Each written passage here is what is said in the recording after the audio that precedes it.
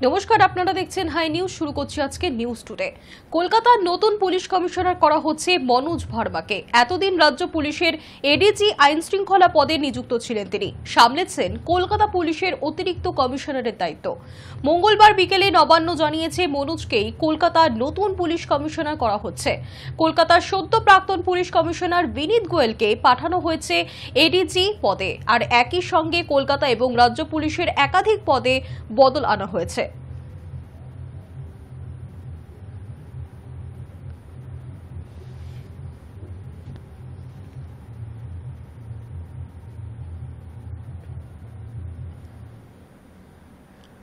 কলকাতা পুলিশের রদবদল, কলকাতার নতুন পুলিশ কমিশনার হলেন মনোজ ভার্মা। সুপ্রিম কোর্টের প্রশ্নের মুখে রাতে কর্মক্ষেত্রে মহিলাদের নিয়ে বিতর্ক বিজ্ঞপ্তি মুছে ফেলতে হচ্ছে এবার রাজ্য সরকারকে। রাতে মহিলাদের কর্মস্থল সংক্রান্ত বিতর্কিত বিজ্ঞপ্তি মুছে ফেলতে হচ্ছে রাজ্য সরকারকে। আরজি করের ঘটনার পর মহিলাদের রাতের শিফটে কাজ যতটা সম্ভব কমাতে একটি বিজ্ঞপ্তি প্রকাশ করেছিল রাজ্য। তা নিয়ে বিতর্ক কম হয়নি, বিভিন্ন মহলে সমালোচিত হয়েছে ওই বিজ্ঞপ্তি। বিতর্কিত এই বিজ্ঞপ্তির গ্রহণযোগ্যতা নিয়েই এবার প্রশ্ন তুলে দিলেন সুপ্রিম কোর্টের প্রধান বিচারপতি DY চন্দ্রচূড়। কড়া প্রশ্নের মুখে পড়তে হল রাজ্যকে। কিভাবে এই বিজ্ঞপ্তি জারি করল রাজ্য, জানতে চাইলেন প্রধান বিচারপতি। শেষ পর্যন্ত সুপ্রিম কোর্টের প্রশ্নের মুখে বিজ্ঞপ্তির ওই বিতর্কিত অংশ মুছে ফেলতে হচ্ছে রাজ্য সরকারকে। রাজ্যকে ওই বিজ্ঞপ্তি সংশোধন করার নির্দেশ দিয়েছে শীর্ষ আদালত। প্রধান বিচারপতি DY চন্দ্রচূড়ের নির্দেশে রাজ্যকে ওই বিজ্ঞপ্তি সংশোধন করতে হবে। তার মন্তব্য, নিরাপত্তা দেওয়ার দায়িত্ব আপনাদের, মহিলারা রাতে কাজ করতে পারবেন না এই কথা বলতে পারবেন না। রাজ্য সরকারের জারি করা ওই বিজ্ঞপ্তির যৌক্তিকতা নিয়েও প্রশ্ন প্রধান বিচারপতি।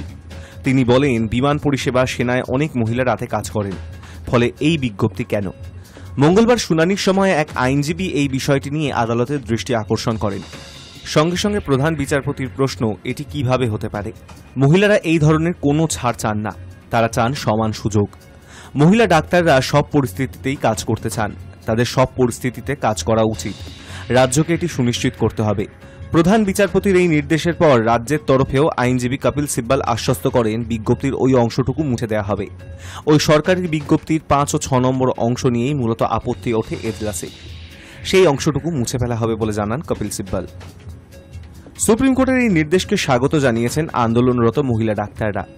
আরজি করে junior resident doctor Riya Bera বলেন, আমার সঙ্গে যে ছেলেরা পড়াশোনা করছেন তারা সমান পড়াশোনা করে এসেছেন, তাহলে কাজের ক্ষেত্রে কেন আমরা সমান সুযোগ পাবো না?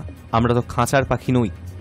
উল্লেখ্য, আরজিকর কাণ্ডের পর গত অগস্টে রাজ্য সরকারের তরফে মহিলাদের নিরাপত্তা সংক্রান্ত বেশ কিছু পদক্ষেপ করা হয়েছিল। মুখ্যমন্ত্রীর মুখ্য উপদেষ্টা আলাপন বন্দ্যোপাধ্যায় সাংবাদিক বৈঠক করে জানিয়েছিলেন, কর্মস্থলে মহিলাদের নিরাপত্তা নিশ্চিত করার জন্যই তারা এই বিষয়ে উদ্যোগী হয়েছেন। মহিলা নিরাপত্তার জন্য রাজ্যের দেওয়া ওই 17 দফা নির্দেশিকার একটিতে বলা হয়েছিল, যেখানে এবং যত দ্রুত সম্ভব মহিলাদের রাতের শিফট থেকে অব্যাহতি দেওয়ার চেষ্টা করা হবে।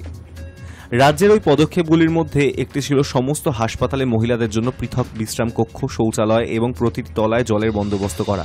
বিচারপতি চন্দ্রচূড় রাজ্যের আইনজীবীকে জানিয়েছেন, মহিলা ডাক্তারদের বিশ্রাম কক্ষে বায়োমেট্রিক ব্যবস্থা রাখতে হবে। High news network. আরজিকর কাণ্ডে তরুণী চিকিৎসকের বিচারের দাবিতে কালো বেলুন আকাশে উড়িয়ে প্রতিবাদ জানালেন কলকাতা পৌর সংস্থার বামপন্থী ইঞ্জিনিয়ারদের সংগঠন। মঙ্গলবার কলকাতা পৌর সংস্থাকে MC engineers and alliance services অ্যাসোসিয়েশনের পক্ষ থেকে বিশ্বকর্মা পুজো উপলক্ষে ঘুড়ির পরিবর্তে কালো বেলুন উড়িয়ে সরব হলেন তারা।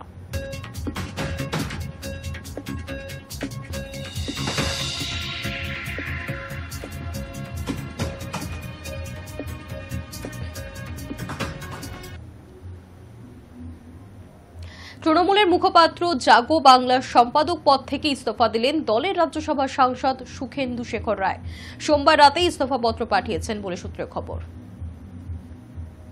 আরজিকরে তরুণী চিকিৎসকের ধর্ষণ খুনের মামলায় পুলিশের বিরুদ্ধে একাধিক পোস্ট করে দলের অন্তরের অস্বস্তি কিছুটা বাড়িয়েছিলেন।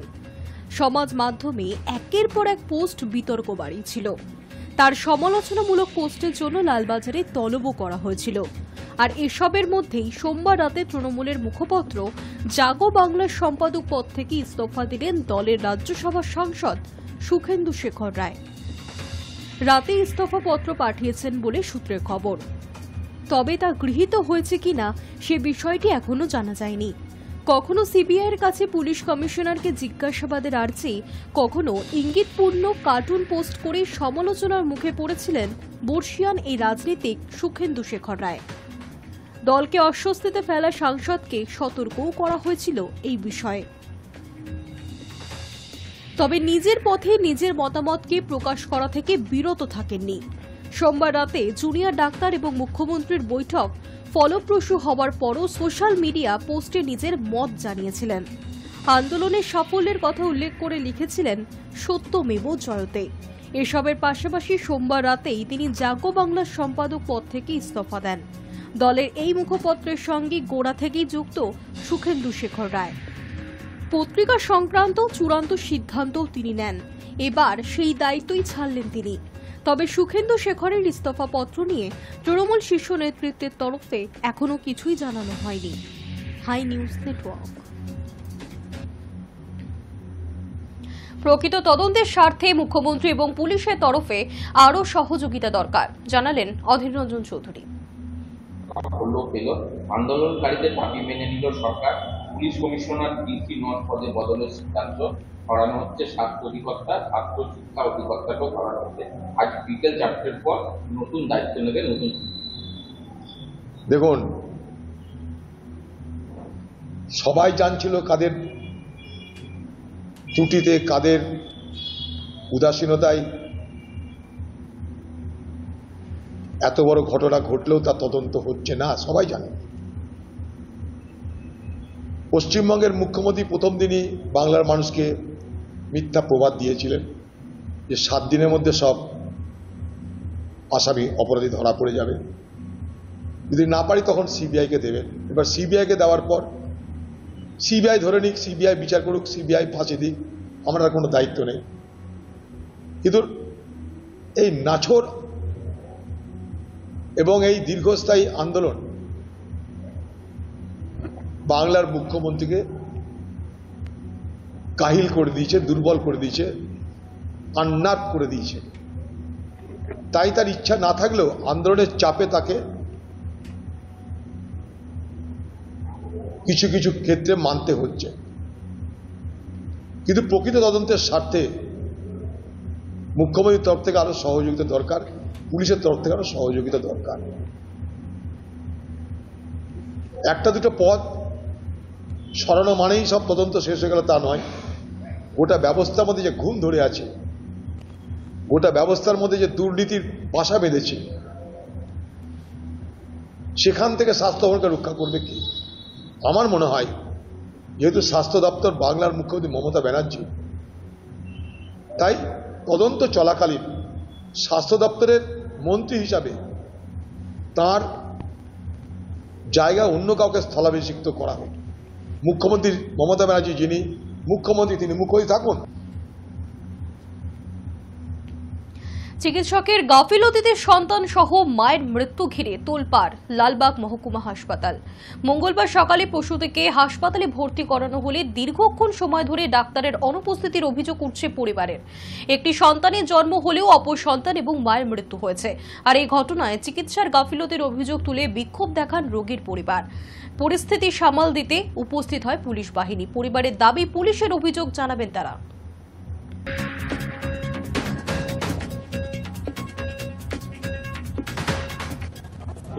বাচ্চাটা একটা ভূমিষ্ঠি হয়ে গেছে আর একটা পেটে ছিল। তো একটা ভূমিষ্ঠি হলো নর্মাল ভাবে, আর আরেকটা হতে যে মারা গেছে সেখানে তো ডাক্তার ছিল না। আসে দেখার পরে ডাক্তার চলে গেছে, মানে বাচ্চাটা মেয়েটা মরবে কি বাঁচবে সেটা ডাক্তার দেখলো না। কোন ডাক্তার ছিল? নির্মল সাহেব। নির্মল সাহেব, হ্যাঁ। আর সিস্টারও ছিল, সিস্টার বলে তো আমরা চিনি না, কি সিস্টারের নামও জানি না। তাহলে আমরা এখানে এখন ডাক্তারকে চাই, সেই সিস্টাররা যারা ছিল তাদেরকেও চাই, সেখানে এখানে বিচার চাই। একদিকে বৃষ্টিতে জলমগ্ন একাধিক এলাকা, অন্যদিকে মাইথন এবং পাঞ্চেত এই দুই জলাধার থেকে প্রায় 1.5 লক্ষ কিউসেক জল ছাড়া হয়েছে। আর তাতেই নতুন করে প্লাবিত ঝাড়খণ্ড লাগোয়া দুর্গাপুর এবং আসানসোল। দিন কয়েকের টানা বৃষ্টিতে রাজ্যের বিস্তীর্ণ এলাকা প্লাবিত। বীরভূমের কঙ্কালীতলা, তারাপীঠ প্রায় জলের নিচে। মঙ্গলবার সকাল থেকে আবহাওয়ার উন্নতি হলেও জল যন্ত্রণা থেকে মুক্তি নেই ঝাড়খণ্ড লাগোয়া বাংলার বিভিন্ন জেলাবাসীর।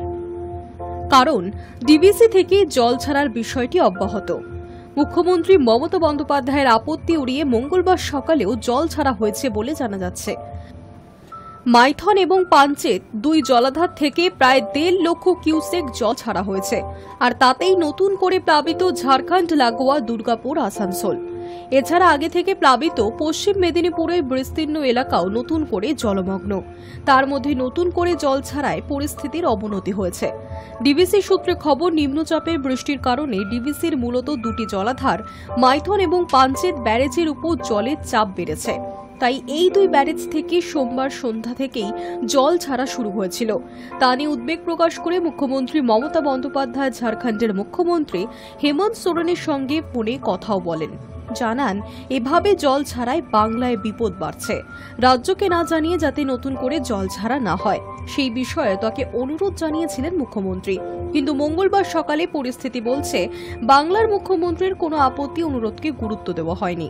উপরন্তু মঙ্গলবার সকালে দুই জলাধার থেকে প্রায় 70,000 কিউসেক নতুন জল ছাড়ায় এখনো পর্যন্ত তার পরিমাণ দাঁড়িয়েছে 1.5 লক্ষ কিউসেক।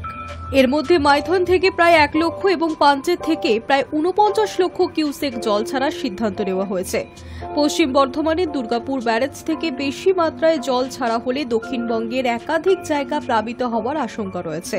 বিশেষ করে বর্ধমান, হাওড়া এবং হুগলির খানাকুল, আরামবাগ সহ দামোদরের তীরবর্তী এলাকাগুলি জলমগ্ন হয়ে পড়তে পারে বলে আশঙ্কা।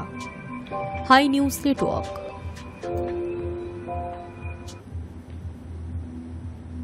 বিশ্বকর্মা পুজোর সকাল থেকেই শরতের আকাশের দখল নেয় রংবাহারি ঘুড়ির দল। তার পাশাপাশি বিভিন্ন ঘুড়ির দোকানেও ঘুড়ি কেনার ভিড়ও নজর কেড়েছে। আজ বিশ্বকর্মা পুজো। বিশ্বকর্মা পুজো বাঙালির শারদীয় উৎসবের আগমনী বার্তা নিয়ে আসে। বিশ্বকর্মা পুজো মানেই আকাশ জুড়ে ঘুড়ির মেলা। সময়ের সঙ্গে ঘুড়ি ওড়ানোর তৎপরতা কমলেও গ্রামে গঞ্জে আজও ঘুড়ি ওড়ানোর প্রবণতা লক্ষ্য করা যায়। শহরের সঙ্গে পাঙ্গা দিতে মুখিয়ে সুন্দরবনের মানুষ। বিভিন্ন ধরনের ঘুড়ি যেমন পেটকাটি, চাঁদিয়াল, ময়ূরপঙ্খী, মুখপোড়া বিভিন্ন নামের ঘুড়িতে ছেয়ে থাকে আজকের গোটা আকাশ। বিশ্বকর্মা পুজোর সকাল থেকেই শরতের আকাশের দখল নেয় রংবাহারি ঘুড়ির দল। এরই মধ্যে বিভিন্ন ঘুড়ির দোকানে বিশাল ভিড়ও নজর কেড়েছে। দক্ষিণ 24 পরগনা জেলার জয়নগর মিত্রগঞ্জের বাজারে প্রতি বছরের মতো এবছর রাস্তার দুধারে বসেছে একের পর এক ঘুড়ির দোকান। এখন আবার ঘুড়ির সাথে বিভিন্ন ধরনের সুতোর কদর বেড়েছে। আগে তো বিশ্বকর্মা পুজো এখানে ঘুড়ি উঠতো না, কিন্তু এখন তুলনামূলক বিশ্বকর্মা পুজো বছর মোটামুটি একটা চাপ আছে, বেচাকেনা হচ্ছে। একটা সময় আমাদের এখানে পৌষ সংক্রান্তি মেলায় উঠতো, বিশ্বকর্মা পুজো এখন পুজো থেকে বেচাকেনা বিক্রি হয়। আচ্ছা, কিরকম ঘড়ি এবারে বিক্রি হচ্ছে? কাগজের ঘুড়ি, প্লাস্টিকের ঘুড়ি। না, কোনটা বিক্রিটা বেশি আছে এই মুহূর্তে আমাদের এখানে একটু প্লাস্টিকের ঘুড়ির চাপ বেশি। প্লাস্টিকের চাপ, এটা আগে তো ছিল কাগজের ঘুড়ি। কাগজের ঘুড়ি ওটা পৌষ সংক্রান্তি মেলার কাছাকাছি আছে, কাগজের ঘুড়ির চাপটা বেশি। আচ্ছা, আর এই বিশ্বকর্মা পুজোতে হচ্ছে প্লাস্টিকের। এখন বাচ্চারা বেশি ওড়াচ্ছে, ওই জন্য প্লাস্টিক ঘুড়ির চাপ বেশি। নানা ধরনের মাঞ্জা এসেছে। কাচের গুঁড়ো দিয়ে মাঞ্জার জায়গায় এখন বাজার দখলে পাল্লা দিচ্ছে চীনের তৈরি মাঞ্জা। বেশ ভালো ধার, শক্তও বটে। ফলে অনেকেই এখন চীনা মাঞ্জার দিকেই ঝুঁকেছেন। চমকও রয়েছে ঘুড়িতেও। পশ্চিমবঙ্গে সাধারণত চৌকো ঘুড়ির বাজার, সে কাগজের হোক বা প্লাস্টিকের। তবে বর্তমানে বাজার ছেয়েছে বিভিন্ন বাহারি ঘুড়ি। Hi news network. দুর্ঘটনার মুখে পড়লেন অভিনেত্রী মধুমিতা সরকার। অল্পের জন্য রক্ষা পেলেন জানিয়েছেন মধুমিতা। দুর্ঘটনার মুখে পড়লেন অভিনেত্রী মধুমিতা সরকার। নিমতলা ঘাটের ভূতনাথ মন্দিরে পুজো দিতে যাওয়ার সময় অঘটন। গাড়ির চালকের ঠিক পিছনে বসেছিলেন অভিনেত্রী। তখনই হঠাৎ মধুমিতাদের গাড়িতে এসে ধাক্কা মারে একটি পণ্যবাহী লরি। ধাক্কা যেদিকে লাগে সেদিকে বসেছিলেন অভিনেত্রী। দুর্ঘটনার জেরে দুমড়ে মুচড়ে গিয়েছে অভিনেত্রীর গাড়ি। অল্পের জন্যই রক্ষা পেয়েছেন জানান মধুমিতা। তবে এই দুর্ঘটনার পরও তিনি ভূতনাথ মন্দিরে গিয়ে পুজো দিয়েছেন। সমাজ মাধ্যমে নিজেই জানান অভিজ্ঞতার কথা। তার কথায়, আমার সঙ্গে মহাদেব আছেন, তাই অল্পের উপর দিয়েই গেল। আজ আমি ভূতনাথ মন্দির থেকে পুজো দিয়ে এলাম, বাট আমি যখন যাচ্ছিলাম তখন সামথিং রিয়েলি স্ক্যারি হ্যাপেন। তো একটা 703 বড় লরি ধাক্কা মেরে, এত বাজেভাবে ধাক্কা মেরেছে, আর একটু হলে আরো অনেক কিছু হয়ে যেতে পারে। আমি জানি আমার কিছু হতো না, বিকজ আমার সাথে তো যিনি আছেন, thank you so much God. ভিডিওটা আমি তুলেছি, so let me just show you what the situation was. মধুমিতার কথায় পুজো দিতে প্রিন্সেপ ঘাট থেকে ভূতনাথ মন্দিরের দিকে যাচ্ছিলেন অভিনেত্রী। হঠাৎই গাড়িতে এসে ধাক্কা মারে পণ্যবাহী লরি। ঘটনার পরই ওই গাড়ির চালক পালিয়ে যাওয়ার চেষ্টাও করেন, কিন্তু তাকে আটকানো হয়। তারপর পুরো ঘটনার ভিডিও রেকর্ডিং করে মোবাইলে। ততক্ষণে পুলিশও ঘটনাস্থলে চলে আসে। এরপর অন্য গাড়িতে করে পুজো দিতে যান অভিনেত্রী। Hi news network.